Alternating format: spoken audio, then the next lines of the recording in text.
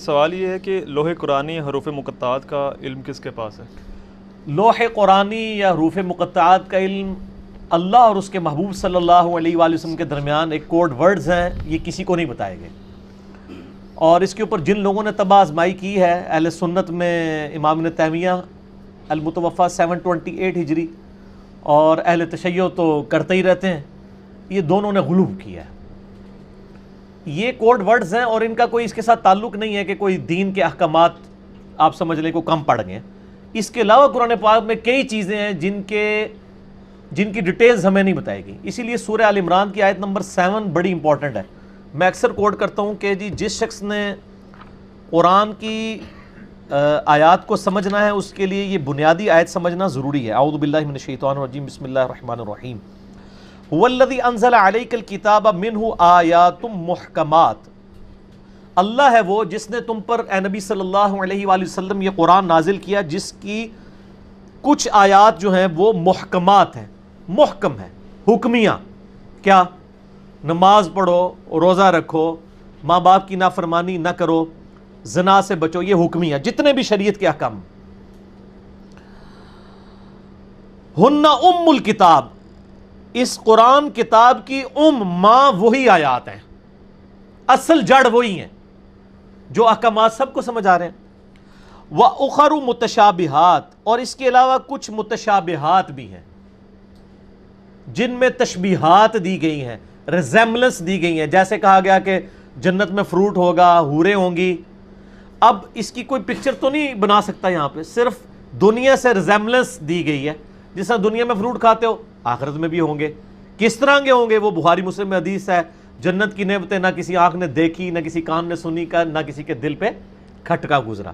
سورہ سجدہ میں بھی آتا ہے کہ اللہ تعالیٰ نے تمہاری آنکھوں کی لذت وہ چیزیں سنبھال کے رکھی ہیں جنت میں جن کا تم تصور بھی نہیں کر سکتے. تو وہ متشابہات ہیں. فَأَمَّا الَّذِينَ فِي قُلُوبِهِمْ زَيْغٌ، تو جن لوگوں کے دلوں میں ٹیڑھ پن ہوتا ہے، فَيَتَّبِعُونَ مَا تَشَابَهَ مِنْهُ ابْتِغَاءَ الْفِتْنَةِ، تو وہ متشابہات کے پیچھے پڑتے ہیں تاکہ اس سے فتنہ تلاش کریں. وَابْتِغَاءَ تَأْوِيلِهِ، اور اس کے اصل معنی کا پتہ لگانے کی کوشش کرتے ہیں. وَمَا يَعْلَمُ تَأْوِيلَهُ إِلَّا اللَّهُ، جبکہ اصل معنی تو صرف اللہ جانتا ہے. وَالرَّاسِخُونَ فِي الْعِلْمِ، اور جو علم میں پختہ لوگ ہیں ان کی روش کیا ہوتی ہے؟ يَقُولُونَ آمَنَّا بِهِ، وہ کہتے ہیں ہم ساری آیات کے اوپر بس ایمان لاتے ہیں. كُلٌّ مِّنْ عِنْدِ رَبِّنَا، یہ سب کے سب ہمارے رب کی طرف سے. وَمَا يَذَّكَّرُ إِلَّا أُولُو الْأَلْبَابِ، اور نصیحت تو حاصل نہیں کرتے مگر عقل والے. رَبَّنَا لَا تُزِغْ قُلُوبَنَا بَعْدَ إِذْ هَدَيْتَنَا وَهَبْ لَنَا مِن لَّدُنكَ رَحْمَةً إِنَّكَ أَنتَ الْوَهَّابُ. یہ دعا اس کے ساتھ آئی ہے، اے رب ہمارا دل ٹیڑھا نہ کرنا بعد اس کے کہ تو نے ہمیں ہدایت عطا فرمائی، ہمیں اپنے پاس سے رحمت عطا فرما اے عطا کرنے والے. تو متشابہات کا بھی نہیں پتہ. اور یہ تو متشابہات سے بھی اوپر کی چیز ہے حروف مقطعات. وہاں تو پھر بھی تھوڑی بہت ریزیمبلنس ہے. حوروں کا کنسیپٹ دیکھ کے بندہ دنیا کی عورتوں کے ساتھ ریزیمبلنس کر سکتا ہے. آخرت کی جنت کی جو نعمتیں ہیں، فروٹس ہیں، وہ دنیا میں بھی انور ٹور یا چونسا آم کھا کے بندہ تھوڑا بہت تصور تو کر سکتا ہے. ان ریزیمبلنس والی چیزیں ہیں. لیکن مقطعات تو یہ کوڈ ورڈز ہیں قرآن کے. الف لام میم نہیں پتہ، قاف. لوگوں نے کافی اس کے اوپر یعنی کوشش کی ہے. بعض لوگوں نے کہا جی اب شیعہ کہتے ہیں الف لام میم سے مراد آل محمد ہے، الف لام میم. سنی کہتے ہیں جی جو طبع آزمائی کرتے ہیں، ہم تو دونوں کے خلاف ہیں، وہ کہتے ہیں جی عرب میں رواج تھا کہ جب کسی کو خط لکھا جاتا تھا نا تو خط لکھنے والے کے جو نام کا پہلا حرف ہے نا وہ لیا جاتا تھا، اور جس کی طرف خط لکھا جاتا تھا اس کا بھی پہلا حرف لیا جاتا تھا، اور جو درمیان میں بات لے کے جانے والا ہوتا تھا اس کے نام کا آخری حرف لیا جاتا تھا. الف اللہ، لام جبرائیل، میم محمد. تو یہ یعنی لوگوں نے تب آزمائی کی ہے. چونکہ نبی صلی اللہ علیہ وآلہ وسلم خاموش ہیں اور اس سے کوئی قرآن و حدیث میں فرق نہیں پڑنا، کوئی دین کام نہیں ہو جانا. اللہ نے لفظ استعمال کیا ہے کہ ہن ام الکتاب، کتاب کی، قرآن کی ماں اور جڑ وہی آیات ہیں جو محکمات ہیں. وہ تو سر ہمارے بچے کو بھی پتہ ہے. قرآن میں جو احکامات آئے ہیں، حلال و حرام کی چیزیں آ گئی ہیں، فرائض آ گئی ہیں، یہ ساری چیزیں. تو لہٰذا یہ مقطعات کا علم کسی کے پاس نہیں. باقی یہ لوح قرآنی لوگوں نے وہ کاروبار میں برکت کے لیے بھی لٹکائے ہوئے ہوتے ہیں، دکانوں کے اوپر تعویذات بنا کے گلے میں لٹکائے ہوتے ہیں. اس کے تو آج کل کارڈ بھی ملتے ہیں، جیب میں پاکٹ میں آپ پرس میں رکھ لیں، سر کوئی فرق نہیں پڑنا، کچھ نہیں فرق پڑنا جب تک آپ یعنی تعلیمات پہ قرآن و حدیث کی عمل نہیں کرتے، کوئی فرق نہیں پڑنا ان چیزوں سے، ٹھیک ہو گیا؟ جادو اور جنات کے خاتمہ کے لیے جو رقیہ کروایا جاتا ہے قرآنی آیات کے ذریعے، کیا یہ عمل درست ہے؟ رقیہ کہتے ہیں قرآنی آیات کے ذریعے جادو کا، جنات کا، عصے وغیرہ کا علاج کروانا۔ اس کے لیے تو نبی علیہ السلام کے وظائف ہم نے یہ لکھ کے بھی لگائے ہوئے ہیں، 5 بڑے بڑے وظائف ہیں۔ آیت الکرسی صبح و شام 1 دفعہ، آخری 3 کل 3 دفعہ صبح و شام، اور بسم اللہ الذی لا یضر والی دعا، اور اعوذ بکلمات اللہ التامہ والی دعا، اور لا الہ الا اللہ وحدہ لا شریک لہ۔ اس کے علاوہ بھی یہ بخاری، مسلم، ابو داؤد، ترمذی، نسائی، ابن ماجہ میں یہ ساری روایتیں موجود ہیں۔ اس کے علاوہ بھی ہے سورۃ البقرہ کی آخری 2 آیات بخاری مسلم میں آتا ہے، مسلم شریف میں آتا ہے سورہ بقرہ کی تلاوت جنات کو دور کرنے کا سبب ہے۔ اس پہ میرے آپ جادو جنات سے بچنے کا وظیفہ آپ یوٹیوب پہ لکھیں، لاکھوں لوگوں نے کلپ دیکھا ہے تعویذات کے اوپر۔ تو یہ رقیہ آپ جہاں پہ ونس آپ پتہ نا، ایک پریونٹیو علاج ہوتا ہے، ایک کیوریٹیو علاج ہوتا ہے۔ سر سائنس کے بغیر آپ دین بھی نہیں سمجھا سکتے لوگوں کو۔ پریونٹیو علاج یہ ہوتا ہے کہ بیماری ہونے سے پہلے آپ علاج کر لیں، جیسے کہ ویکسینیشن ہے۔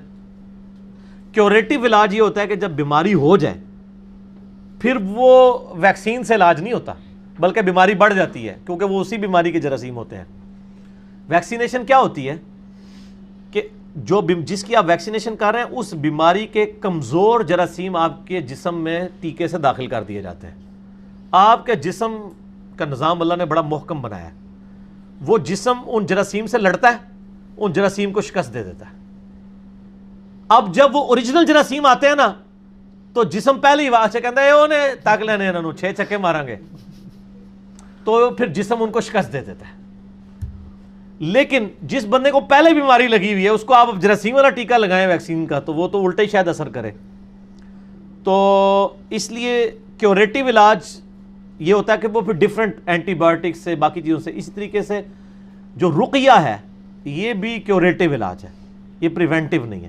پریونٹیو تو یہی والا علاج ہے، آخری 3 سورتیں پڑھ کے رات کو سونے سے پہلے، بخاری مسلم میں آتا ہے المعوذات، 3 پناہ دینے والی صورتیں 3 دفعہ پڑھ کے پھونک کے تو اپنے جسم پہ مل کے نبی علیہ السلام سویا کرتے تھے۔ میرے بلو کارڈ کے اندر بھی یہ ذکر موجود ہے، بلکہ یہ ہم نے علیحدہ سے اب ایک 5 وظائف والا یہ کارڈ علیحدہ سے بھی اورنج کارڈ بھی لانچ کر دیا ہے، تاکہ یہ کوئی 25-27 اذکار نہیں کر سکے، 5 تو کم از کم کرے نا اورنج کارڈ والا۔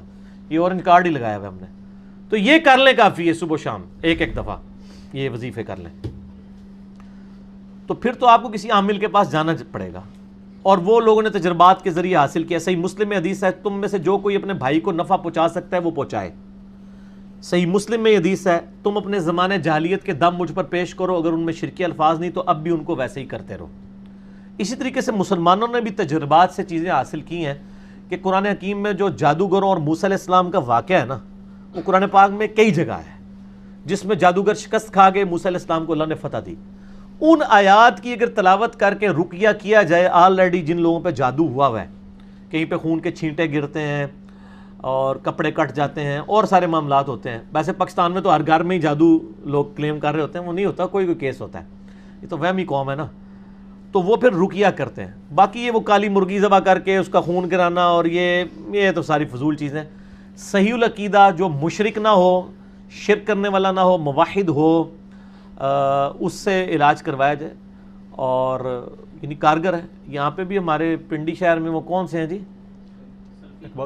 اقبال سلفی صاحب، یعنی وہ کافی پوری دنیا ان کے پاس آتی ہے، ان کے یوٹیوب پہ کلپ بھی رکھے ہوئے ہیں، آپ اقبال سلفی لکھیں تو وہ کافی رقیہ کرتے ہیں۔ یہاں بھی جیلم میں بھی ان کے سٹوڈنٹس موجود ہیں، فی سبیل اللہ کرتے ہیں، آپ پیسے نہیں آپ سے لیتے، آپ خود اپنی مرضی سے دینا چاہیں تو نہ بھی نہیں کریں گے، وہ تو ہم ہی ہیں جو نہ کر دیتے ہیں۔ تو ظاہر ہے لوگ تو کرتے ہیں، پیسے دیتے ہیں، ماشاءاللہ کروڑ پتی ہو چکے ہیں وہ، لیکن ان کے اوپر کوئی فتویٰ نہیں، وہ پیسے لے بھی لینا تو صحیح بخاری میں حدیث موجود ہے کہ وہ سورۃ الفاتحہ دم کرنے کا معاوضہ لیا تھا۔ رقیہ کا معاوضہ جائز ہے، لیکن اگر کوئی فی سبیل اللہ کرتا ہے وہ بہت اچھا ہے، ٹھیک ہے، تو جواز ہے۔ تو میں یہ نہیں کہہ رہا کہ میں کسی کی روزی روٹی کیوں بند کروں جو حلال طریقے سے چل رہی ہے، تو وہ اگر کوئی چلانا چاہتا ہے چلائے، تو باقی وہ باقیوں سے بہتر ہے، مانگتے نہیں ہیں، مفت علاج کریں گے، آپ دے دیں گے تو لا تما لا جمع لا منع، لا تما کہتے ہیں لالچ نہیں ہے، لا جمع جمع نہیں کرتے، یہ تو خیر ان کو ہی پتا ہوگا، اور لا منع منع بھی نہیں کرتے. ٹھیک ہو گیا، ٹھیک. تو وہ کروائیں جی ایسے لوگوں سے جن کو مسئلہ ہے. باقی یہ ان کے پاس نہ جائیں جو قبرستان لے جاتے ہیں اور وہ جی کالی بکری کالی مرغی لے آئیں اور یہ، اور پھر خاندان میں آپس میں پھوٹ ڈلواتے ہیں، نہیں فلانے نے کرائے تعویذ، فلانے نے کرائے ہوئے ہیں. اس طرح کسی کو کوئی نہیں پتہ چلتا.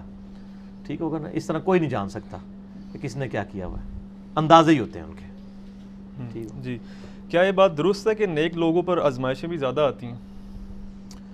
ہاں یہ حقیقت بات ہے. سب سے زیادہ آزمائشیں ہمارے نبی علیہ السلام پر آئی صلی ہیں. اللہ علیہ وآلہ وسلم. صحیح مسلم میں حدیث ہے، آپ صلی اللہ علیہ وسلم کو طائف کے موقع پہ پتھر لگے، آپ کے مبارک خون سے مبارک جوتیاں جو ہیں وہ بھر گئیں، اور غزوہ احد کے موقع پہ آپ کے 4 دانت شہید ہوئے. ترمذی میں اور ابن ماجہ میں ایک صحیح حدیث ہے، آپ صلی اللہ علیہ وآلہ وسلم نے فرمایا کہ اللہ تعالیٰ سب سے زیادہ تکلیف دنیا میں ان کو دیتا ہے جو اللہ تعالیٰ کو سب سے بڑھ کر محبوب ہوتے ہیں، یعنی انبیاء کرام. یہ آپ سے نے فرمایا کہ نبیوں پہ سب سے زیادہ تکلیف آتی ہے. اس کے بعد آپ نے یہ نہیں کہا صحابہ پہ آتی ہے، آپ نے کہا ان کے بعد ان پر جو اللہ کو نبیوں کے بعد سب سے بڑھ کر محبوب ہوتے ہیں. اب کئی صحابہ ہیں انہوں نے پوری زندگی لگژریس لائف گزاری ہے، کئی نے تکلیف اٹھائی ہیں، اور آج بھی کئی لوگ ایسے ہیں جو لگژریس لائف گزار رہے ہیں، کئی تکلیف اٹھا رہے ہیں. یہ اب اللہ کو پتا ہے کہ کس نے کس قسم کی تکلیف اٹھانی ہے. پھر وہ چاہے صحابی ہے، چاہے قیامت تک آخری کوئی مسلمان آنے والا ہے، وہ اللہ نے اب ڈیفائن کرنا ہے کہ کس کو کتنے لیول کے اس کے ایمان کے اعتبار سے آزمایا جائے گا. سورہ العنکبوت کا آغاز اس سے ہوتا ہے کہ لوگ اس بات پہ چھوڑ دیے جائیں گے کہ وہ کہیں کہ ہم ایمان لے کے ان کی آزمائش نہیں ہوگی، تم سے پہلے لوگوں کو بھی ہم نے آزمایا اور تمہیں بھی ضرور آزمائیں گے. پھر سورہ بقرہ میں بھی ہے وَلَنَبْلُوَنَّكُمْ بِشَيْءٍ مِّنَ الْخَوْفِ وَالْجُوعِ وَنَقْصٍ مِّنَ الْأَمْوَالِ وَالْأَنفُسِ وَالثَّمَرَاتِ. ضرور آزمائیں گے، خوف سے، بھوک سے، جان اور مال میں نقصان سے، پھر دیکھیں گے کون صبر کرنے والا ہے. ان اللہ مع الصابرین. تو آزمائش تو آنی ہے. تو ترمذی ابن ماجہ کی حدیث ہے، اس کے بعد ان پہ آتے ہیں آزمائش جو ان کے بعد اللہ کو سب سے بڑھ کر محبوب ہوتے ہیں. اور بندہ زمین پر اسی طریقے سے آزمائش جھیلتا رہتا ہے حتیٰ کہ اللہ تعالیٰ اسے پاک و صاف کر کے اپنے پاس بلا لیتا ہے. آزمائش انسان کے گناہوں کے جھڑنے کا بھی سبب بن جاتا ہے، اور جن کے گناہ نہیں ہوتے ان کے لیے فضیلت کا سبب بن جاتا ہے. بخاری مسلم میں حدیث ہے، کسی مسلمان کو کوئی دکھ درد اندیشہ بھی پہنچتا ہے، ذہنی ٹینشن بھی، ٹینجیبل نہیں، نان ٹینجیبل چیز، حتیٰ کہ اس کے پاؤں میں کانٹا بھی چوب جائے، اس کے بدلے بھی اللہ اس کے گناہوں کو معاف کر دیتا ہے، اس کے درجات بلند ہوتے ہیں. تو تکلیفیں تو آتی ہیں، اور نبیوں پہ بھی آئیں، ان کے ماننے والوں پہ بھی آئیں. تکلیف کے بغیر تو اللہ نے چھوڑنا نہیں ہے. البتہ ہر بندے کا ٹیسٹ ڈیفرنٹ ہے. کسی کو اللہ تعالیٰ بے اولاد رکھ کے آزمائے گا، کسی کی جوان اولاد چھین کے آزمائے گا، کسی کی جوان اولاد کو نافرمان بنا کے آزمائے گا، کسی سے اس کی بینائی لے کے اس کو آزمائے گا، کسی کو کے گردے فیل کر کے اس کو آزما لے گا. ہر بندے پہ آزمائش ڈیفرنٹ ہے. اور یہ یاد رکھیں، یہ جتنی آزمائشیں ہیں نا، یہ اللہ تعالیٰ نے پہلے لوح محفوظ پہ لکھی ہوئی ہیں. قرآن پاک میں ایک آیت ایسی ہے جو اس ٹروتھ کو ریویل کرتی ہے. اس کے بغیر تو آپ کڑ کڑ کے مر جائیں گے کہ میرے پہ یہ تکلیفیں کیوں آئیں. جب آپ کو یہ آیت پتہ چلے گی نا، پھر آپ کہیں گے یا اللہ جس حال میں تو رکھے، تو نے آزمانا تو ہے. اور یہ جو طارق جمیل صاحب اور یہ باقی جو وائزین کر رہے ہیں نا، جی آپ اللہ کے راستے پہ آ جائیں تو انشاءاللہ تعالیٰ ساری پریشانیاں دور ہو جائیں گی. ان کو تھوڑا اپنے آپ کو ریوائز کرنا چاہیے. اس طریقے سے پریشانیاں دور نہیں ہوں گی، پریشانیاں جھیلنی آسان ہو جائیں گی. اگر اللہ کے راستے پہ آنے سے پریشانیاں دور ہونی ہوتی تو نبی الاسلام کی دور ہوتی نا. بخاری مسلم میں حدیث ہے، وفات تک اما عائشہ کہتی ہیں کہ 3 مہینے ہمارے گھر میں چولہا نہیں جلتا تھا. 2 کالی چیزوں پہ، کھجور اور پانی پہ گزارا ہوتا تھا، اور وہ بھی تھوک کے حساب سے نہیں. 1 کھجور اور پانی کا پیالہ صبح، میٹھا پانی 8-10 کلومیٹر سے بھر کے لانا پڑتا تھا، اور 1 شام کو. یہ ٹوٹل خوراک تھی. ٹھیک ہے. اور بعد میں صحابہ کرام کو بھی دیکھ لیں، رومن اور پرشین امپائر بھی فتح ہو گئی ہیں تو انہوں نے اپنی زہد کی زندگی گزاری ہے. تو یہ کہانیاں نہ کرایا کریں لوگوں کو. لوگ پھر مایوس ہوتے ہیں، لوگ کہتے ہیں نہیں ہم دین کے راستے پہ آئے ہیں، تکلیفیں اور بڑھ گئی ہیں. یہ پھر وہ لوگ، اس طرح نہیں ہوتا. ہاں اس لیے کہا کہ پھر دنیا حسنہ مانگو اور آخرت میں حسنہ مانگو. حسنہ کا کیا مطلب ہے کہ رزق کی فراوانی ہو جائے گی؟ نہیں، جس حال میں آپ خوش ہو جائیں گے. جو صحیح مسلم میں حدیث ہے، ہمیشہ اپنے سے نچلے والے کو دیکھو، یوں تمہیں قناعت نصیب ہوگی، اللہ کی نعمتوں پہ شکر کرو گے. دنیا میں کوئی شخص کہہ سکتا ہے کہ میرے سے نیچے تو ہی کوئی نہیں ہے؟ سر ہر مسلمان اربوں لوگوں سے اوپر ہے. دنیا میں اس وقت بھی 4 ارب لوگ ہیں جن کے دل میں کلمہ نہیں ہے، تو مسلمان اس سے اوپر تو ہے نا. پھر اور نعمتیں گننا شروع کریں. سر پی سی ہوٹل کا مالک جو ہے وہ مرچ نہیں کھا سکتا اور میں چنا چاٹ بھی کھا لیتا ہوں, تو میں اسے بہتر ہوں. ایک فیکٹر میں نے کنسیڈر کیا نا. اس کے بعد دولت ہے تو کیا کرے گا, ڈالر کھائے گا. تو ہر بندے کو اللہ نے آزمائش میں ڈالا ہوا ہے. تو یہ آیت ہے سورۃ الحدید کی آیت نمبر 22 اور 23. اعوذ باللہ من الشیطان الرجیم. ما اصاب من مصیبت فی الارض, کوئی بھی مصیبت جو زمین میں آتی ہے, ولا فی انفسکم, یا وہ تمہاری جان میں آتی ہے, الا فی کتاب من قبل ان نبرأہا, وہ ہم نے لوح محفوظ پہ پہلے ہی لکھ لیا ہے کہ اس کو بھیجیں ہم. زمین پہ ارتھ کوئک آتے ہیں, یعنی زلزلے آتے ہیں, سیلاب آتے ہیں, قحط سالی آتی ہے, وبائی مرض پھیلتا ہے, یا تمہاری جان میں کسی کے گردے فیل ہوتے ہیں, کسی کو ہیپاٹائٹس ہو جاتا ہے, کسی کو کینسر ہو جاتا ہے. اللہ تعالیٰ فرماتا ہے یہ ساری تکلیفیں میں نے پہلے ہی لکھی ہیں لوح محفوظ پہ کہ اربوں انسانوں میں سے کس بندے کو کون سی تکلیف دینی ہے.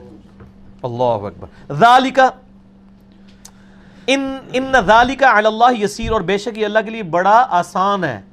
تمہارے لیے مشکل ہے کہ اتنا ڈیٹا کیسے مینج کیا ہوا ہے, اللہ کے لیے آسان ہے.